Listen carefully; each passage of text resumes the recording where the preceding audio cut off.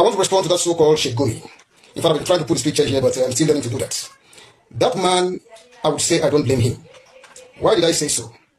The more I see that man giving the platform on national TV to speak nonsense, and nothing has happened to him, no arrest, nothing, simply shows me the more how Nigeria is a very useless place. A very useless, I mean a totally useless place is what we call Nigeria. That's what you call Nigeria. The more I hear any statement credited to that so-called Gumi, the more I get exasperated, about all being, associated with that country we call Nigeria. Nigeria is a very useless place. That so-called Gumi himself knows that if he were to be in a strict and no-nonsense country like Saudi Arabia, by now, either he would have been beheaded for a very long time, or perhaps he would have still been languishing in any of the prisons in Saudi Arabia. He knows that for sure. You see, it's only in Nigeria we see a whole lot of nonsense happening.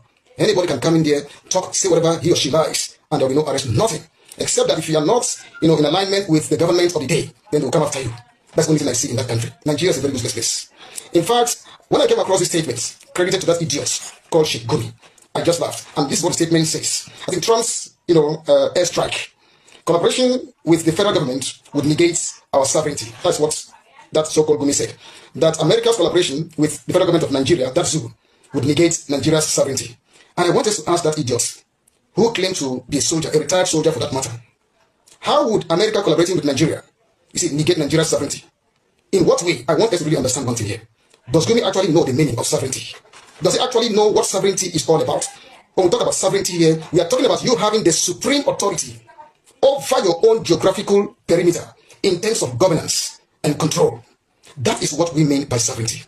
How would it negate our sovereignty when this so-called Gumi and the rest like El-Rufai, Baraji and the rest had all aided and abetted, brought in terrorists. The North brought in terrorists into that zoo you call Nigeria to be unaliving people anyhow.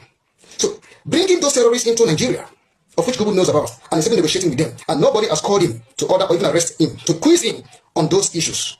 Does bringing those terrorists into Nigeria not negate Nigeria's sovereignty?